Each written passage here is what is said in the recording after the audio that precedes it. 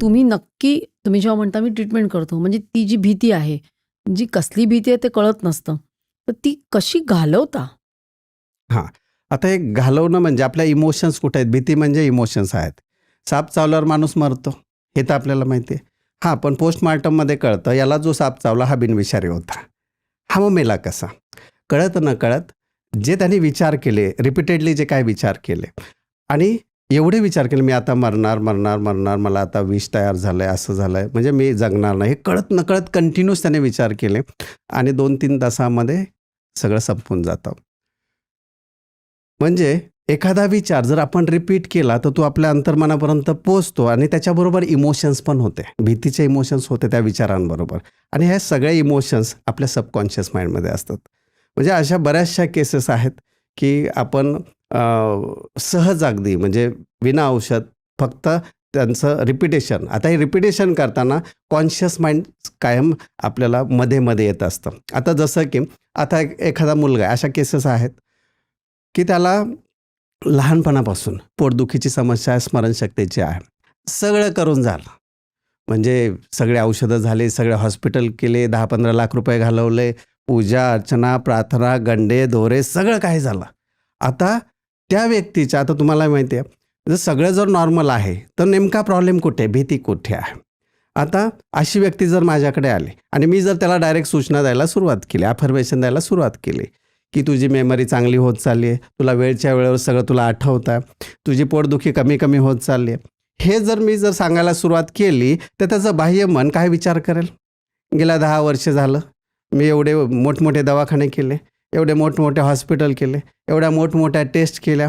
त्यांनी जर असा जर काही फरक पडला नाही, तर हे तर डॉक्टर नुसते बोलतायत. अशा बोलण्याने जर एवढे मोठे-मोठे आजार बरे झाले असते, तर एवढ्या मोठ्या-मोठ्या दवाखान्याची काय गरज होती? असा विचार करून ती व्यक्ती माझ्या सूचना फेटाळून लावेल. मला सूचना कुठे त्याच्या सबकॉन्शियसला प्रोग्राम करायच्यात. मध्ये आडवं कोण येतं आहे? आपलं बाह्यमन. तर त्या बाह्यमनाला एक प्रोसेस आहे, की ज्याच्यामध्ये रिलॅक्सेशन आपण बोलतो. तर रिलॅक्सेशन देऊन त्याला त्याची विचार करण्याची क्षमता कमी करतो. बऱ्याचदा चुकीचे गैरसमज असतात, की हिप्नॉटिझम केल्यावर काहीच आठवत नाही, काय उलट जास्त कॉन्शियस असतात लोकं. ज्यावेळेस आपण त्यांना सूचना देतो, त्यावेळेस बाह्यमनाला झोपवून थोडंसं फ्रीज करून त्याची विचार करण्याची क्षमता कमी करून आपण सबकॉन्शियस माइंडपर्यंत पोहोचतो. जसं आपला प्रत्येक श्वास आपल्या संपूर्ण बॉडीमध्ये प्रत्येक पेशींपर्यंत पोहोचतो आहे, तसं आपण जो विचार केलेला आहे तो प्रत्येक विचार आपल्या संपूर्ण बॉडीतील प्रत्येक पेशीमध्ये प्रत्येक टिश्यूमध्ये हा प्रोग्राम होत असतो. जसं की भीती म्हटलं, एखादा राग आला तर काय होतं? तळपाय थरथर कापतात. मग ती भीती तळपायात आहे का? नाही. हात थरथर कापतात. इथून आपण फ्रंटल लोब आपला डिस्कनेक्ट होतो. काहीच कळत नाही. नंतर कळतं, अरे मी तिथे हे बोलायला नको होतं, ते बोलायला पाहिजे होतं. मी तिथे ते करायला नको होतं, हे करायला पाहिजे होतं. विद्यार्थ्यांच्या बाबतीत मी परीक्षेत ते लिहायला नको होतं, हे लिहायला होतं. परंतु वेळ निघून गेलेली असते. पश्चातापाशिवाय आपल्या हाती काही उरत नाही. जसं की एखादी गोंधळलेली व्यक्ती आहे आणि तिला जर एखाद्याने दुसऱ्या व्यक्तीने जर प्रश्न विचारला, या पिशवीत काय आहे, जर तू जर ओळखलंस तर त्यातला एक आंबा मी तुला देईल. तो म्हणतो, बाबा रे, पिशवी तुझी, पिशवीत काय आहे ते तुला माहिती, त्यातला जरी मला एक आंबा मिळत असला तरी त्या पिशवीत काय मला कसं सांगता येईल? गोंधळलेली मनस्थिती. तो त्याला दुसरी संधी देतो, विचारतो किती आहेत, हे जर सांगितलं तर 10च्या 10 देऊन टाकेल, तरी याला सांगता येत नाही. म्हणजे ही आपली गोंधळलेली जी मनस्थिती असते, ही बदलणं हिप्नोथेरपीद्वारे अगदी सहज शक्य आहे आणि ते सुद्धा कायमचं, म्हणजे असं तात्पुरतं नाही आहे. पण आता सध्या मी बघते ना, म्हणजे तरुण पिढीमध्ये जास्त एन्झायटीचा जो त्रास असतो, पॅनिक अटॅक, काही कारण नसतं. एकदम त्यांना असं ते पॅनिक अटॅक येतो, त्यांचं हायपर व्हेंटिलेशन होतं. तर ते एन्झायटीला असं मानसिकच आहे ते सगळं. आणि सायकियाट्रिस्ट काय एन्झायटी, पॅनिकला आपण औषधं देतो आणि एकदा औषधं दिली की ती थांबवणं थोडं कठीण होतं. मग अशा वेळेला एन्झायटीचं कारण तुम्ही शोधून काढता का? तुमच्याकडे अशी काही केस आहे का, की एखाद्या विशिष्ट गोष्टीची एन्झायटी होती? एन्झायटी मॅडम प्रत्येकाला असते, आहेच. म्हणजे जसं की पूर्वी आपल्या घरी पाहुणे यायचे. पाहुणे आल्यानंतर विचारलं जायचं, पाऊस पाणी कसं आहे, पीक कसं आहे, कसे आहात हे विचारलं जायचं. आता जर आपल्या घरी पाहुणे आले तर हातात हे असतो, मोबाईल असतो आणि छोटा चार्जरचा पिन आहे का कुठे विचारतात. चार्जिंग करायचा आहे मोबाईल, म्हणजे अस्वस्थ असतात. हे अस्वस्थपणा हा जसा वाढत जातो आणि बऱ्याचदा प्रत्येकाचाच झालेला आहे. आज बराच वेळ जर फोन नाही वाजला तरी आपण चेक करतो, अरे मोबाईल चालू आहे की नाही, सायलेंट. म्हणजे हे जे ही जी एन्झायटी असते ही आपणच निर्माण तयार केलेली आहे आणि नैसर्गिक आलेली आहे. आणि ही कुठून येते? शेवटी भीतीमधूनच येते.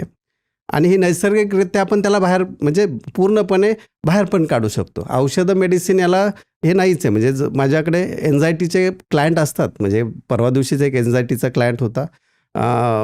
तो इतका एन्झायटीमध्ये होता, त्याला कळतच नव्हतं की नेमकं काय होत आहे. म्हणजे असे बरेचसे डॉक्टर्स पण असतात, येतात. तर त्याला ते समजतच नव्हतं की हे एन्झायटी कशामुळे येते. तर ज्यावेळेस त्याला रिलॅक्स केलं पूर्ण माइंड पूर्ण, आणि रिलॅक्स केल्यानंतर त्याच्यानंतर मी बोलायला लागलो. त्यावेळेस त्याला कळालं की लहानपणी त्याच्या आयुष्यात अशा काही घटना स्कूलमध्ये झाल्यात की कळत नकळत ते आठवल्यानंतर तो ट्रिगर त्याच्यासाठी तयार होतो. जसं की बऱ्याचदा आपल्याला सुद्धा कुणी जर असा जर हात जर हे केला, लावला, तर आपल्याला राग येतो. पण हा राग, हा ट्रिगर कसा तयार झाला? कधीतरी आपण टेन्शनमध्ये असतो, पाठीमागे येऊन कोणीतरी हात लावलेला असतो, फक्त काय चाललंय किंवा जेवायला चल. पण तेव्हा त्याला तो राग असतो. म्हणजे जेव्हा जेव्हा तो ट्रिगर पॉईंट झाला, म्हणजे जेव्हा जेव्हा तुम्ही त्याला इथे हात लावाल, ऑटोमॅटिक तो राग उत्पन्न होईल. ऑटोमॅटिक तो त्या पद्धतीने बिहेवियर त्याचे बदलतील. हां, आता माझ्याकडे ज्यावेळेस आपल्याकडे क्लायंट येतात बीडवरनं, एक MBBS डॉक्टर होता की प्रत्येक एक्झाममध्ये तो टॉपर होता. पण लास्ट सेमिस्टरला तो जवळपास 5-6 वर्ष तो देऊ शकला नाही. म्हणजे दिला त्याने पेपर, पण तो पास होऊ शकला नाही, सॉरी. त्याला इतकी एन्झायटी आणि भीती आली की आपण हे देऊ शकत नाही. 5-6 वर्ष कंटिन्यूस तो पूर्ण अभ्यास, वय निघून चाललाय, ह्या सगळ्या गोष्टी. त्यानंतर तो माझ्याकडे त्याच्या आईवडिलांनी आणलं.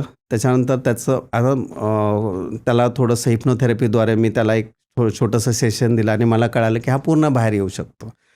त्याच दिवशी त्यांनी हिप्नोथेरपी घेतली. इथून गेल्यानंतर 1 महिन्यांनी मला त्या मुलाचा कॉल आला की सर, तुम्ही जे सांगतोय ते मी सगळं व्यवस्थित करतोय, पण आता मला जे सगळं काही आठवतंय, म्हणजे जो ब्लॅकआउट होत होता गेल्यानंतर, ते काहीच होत नाही आता. आणि त्याच्यानंतर त्यांनी एक्झाम पण क्रॅक केले. म्हणजे असे तर भरपूर रिझल्ट आहेत. आणि प्रत्येकाच्या आयुष्यात जिथे कुठं तुम्ही अडकला असाल, त्यातून जर बाहेर पडायचं असेल, तर तुम्ही अशा पद्धतीने हिप्नोथेरपी घेऊन सहज बाहेर पडू शकता. काही असे आपल्याकडे क्लायंट आहेत की न्यूरोसर्जन आहेत पुण्यातले. आता मी नाव घेऊ शकतो कारण त्यांनी यूट्यूबला पण आपण टाकलं. मोहन देसरडा सगळ्यात मोठे न्यूरोसर्जन आहेत पुण्यातले. डेक्कनला त्यांचं हॉस्पिटल आहे, देसरडा हॉस्पिटल. त्यांच्या मुलीला CA होती ती, अमेरिकेत तिचं शिक्षण झालं होतं, 40-42 वय होतं. तिला जो पॅरालिसिस आणि तिला उठता येत नव्हतं, बसता येत नव्हतं, स्वतः जेवता येत नव्हतं किंवा तिला बोलता येत नव्हतं. तर ते माझ्याकडं ट्रीटमेंटसाठी आले. सर म्हणले तुम्ही करा. तर जसं होईल तसं, माझा विश्वास, तुम्ही करा नका करू हे सोडा आता. म्हणजे तुम्ही, कारण तिला काहीच बोलता येत नाही, तिचा विश्वास आहे नाही, तुम्हाला करावीच लागेल. तर ती ट्रीटमेंट साधारण 2 ते 3 दिवस मी त्यांना कंटिन्यूअस बोलत होतो. ट्रीटमेंट घेतल्यानंतर ती स्वतः उठून एका म्युझिकवर स्वतः उभं राहून ती नाचली. सगळ्यात महत्त्वाचं, ती बोलली. तिने स्वतःचं स्पीच स्वतः दिलं. किती दिवस त्रास होता त्याच्यानंतर ती पूर्णपणे त्यातून बरी झाली. त्यानंतर आम्ही तिला कॉल केला की ऑफिसमधून जातोच की फॉलोअपसाठी. ते फॉलोअपसाठी सुद्धा आले नाही, कारण त्यांनी जी प्रोसेस 90 डेज पूर्ण केली आणि त्यानंतर तिच्या आयुष्यामध्ये पूर्णपणे चेंजेस चालू झाले. ते पण पूर्ण पॉझिटिव्ह. आणि ह्या क्षमता ह्या प्रत्येकामध्ये आहेत. मग तुम्ही तो ट्रिगर काढून टाकता? हां, तो ट्रिगर पूर्णपणे हिप्नोथेरपीमध्ये तो ट्रिगर मुळासकट काढला जातो. कारण ह्या सगळ्या इमोशन्स आपल्या सबकॉन्शियस माइंडमध्ये आहेत. आता इमोशन्समध्ये कोणत्या? तर सगळ्यात पहिल्यांदा फिअर, हे प्रत्येकामध्ये आहेत. काळजी, चिंता, टेन्शन हे प्रत्येकामध्ये आहे, है ना. दुसरं जे आहे हेट्रेट, म्हणजे चिडचिड किंवा कंपॅरिझन करणं. त्याच्यामधून सुद्धा आपली चिडचिड होत असते. कंपॅरिझन जर मॅडम संपवलं तर 80% प्रॉब्लेम तिथेच सॉल्व्ह होतात. पण लोकांना सोडता येत नाही, हा प्रॉब्लेम आहे. हेट्रेट नंतर त्यानंतर लॅक. बऱ्याचदा आपलं असं वाटतं की आपल्यामध्ये काहीतरी कमी आहे. आणि कमतरता जी कमी आहे ती घालवण्यासाठी त्यांना असं वाटतं आपला दातच पुढे आहे, आपला कलरच असा आहे, आपले डोळेच असे आहेत, आपले केसच नाही आहेत. मग या छोटे जे काही कमतरता आहे, सगळ्या स्किल असतात, नॉलेज असतं, सगळं असतं, पण ही लोकं पुढे जाऊ शकत नाही. न्यूनगंड असतो. न्यूनगंड असतो. आता हे इमोशन्स कुठे आहे? सबकॉन्शियस माइंडला. सगळ्यात महत्त्वाचं गिल्ट. आणि गिल्ट हे असं इमोशन्स आहे हे सांगता येत नाही. बऱ्याचदा माझ्याकडे क्लायंट असतात, पेशंट असतात, की ज्यांना असे काही गिल्ट आहेत की त्याच्यातून ते बाहेर पडू शकत नाहीत. म्हणजे एक मुलगा आहे, एक 8-10 वर्षापूर्वीची एक केस आहे. तर त्याला गिल्ट होतं. 2-3 वर्ष त्याला कळालंच नाही, म्हणजे घरच्यांनाही कळालं नाही. तो कंटिन्यू दिवसभर म्हणजे रूममध्ये कोंडून राहायचा. स्वतःला त्याने कोंडून घेतलं होतं. बरेच दिवस त्यांनी कोंडून घेतलं. हळूहळू त्यांनी मोबाईल बंद केला, घरच्यांना भेटणं बंद केलं. कालांतराने त्याला मेडिसिन चालू झाले, सायकॅट्रिस्टची औषधं सुरू झाली. साधारण 2-2.5 वर्ष गेले, तरी तो त्यातून बाहेर आला नाही. असाच माझा त्याने टी व्हीला, त्यांच्या नातेवाईकांनी माझा टी व्हीला प्रोग्राम पाहिला. त्यांना सांगितलं असं असं आहे, राजेश सर आहेत पुण्यामध्ये. तर त्यांनी तो प्रोग्राम यूट्यूबला वगैरे दाखवलं त्यांना. ते माझ्याकडे आले. आल्यानंतर त्या मुलाचं काउन्सिलिंग केलं. काउन्सिलिंगमध्ये त्यांनी काहीच सांगितलं नाही, कारण गिल्ट होतं. नंतर त्याला थोडंसं रिलॅक्स केलं, आईवडिलांना बाहेर पाठवलं. कसलं गिल्ट होतं? तर ज्यावेळेस तो आतमध्ये आला आणि त्याला मी थोडंसं रिलॅक्स केल्यानंतर तो बोलायला लागला, सर मला कुणाला सांगू नका. म्हटलं मला मी 10वीत होतो, 12वी झाली, 10वीला चांगले मार्क पडले आणि घरच्यांनी सांगितलं तुला 12वीला मोबाईल देईल. मोबाईल घेतल्यानंतर त्याला पॉर्न व्हिडिओ पाहण्याचं एक सवय लागली. म्हटलं ठीक आहे, नॉर्मल आहे, तुझ्या वयामध्ये सगळे पाहतातच. नाही म्हटलं सर, मी इतकं पाहिलं, नंतर मला स्वप्न पडायला लागले आणि जवळपासच्या घरातल्याच लोकांचे माझ्या स्वप्नात यायला लागले ती लोकं. आणि हे जे काही गिल्ट आहे त्याला कुठे सांगता येत नव्हतं, त्याला ओपन अप होता येत नव्हतं आणि रडायला लागला जोरजोरात. शेवटी मी त्याला शांत केलं आणि हिप्नोथेरपी घेतल्यानंतर त्याचं गिल्ट हे मुळासकट, कारण हे सबकॉन्शियस माइंडमध्ये होतं. त्यानंतर तो मुलगा गिल्ट निघाल्यानंतर तो परत एक 6 महिन्यानंतर त्यांनी जी प्रोसेस पूर्ण केली, 6 महिन्यानंतर तो बाहेर पडू लागला घराच्या, मित्रांबरोबर बोलू लागला, त्याने अभ्यास चालू केला. त्यानंतर त्या मुलाचं त्याला चांगला जॉब लागला, लग्न झालं, आता 2 मुलं आहेत, चांगला सुखी संसार करतो आहे. ही क्लिप शेवटपर्यंत बघितल्याबद्दल खूप खूप धन्यवाद. संपूर्ण एपिसोड बघण्यासाठी खाली दिलेल्या लिंकवर क्लिक करा आणि सर्व काही चॅनलला सबस्क्राईब करायला विसरू नका.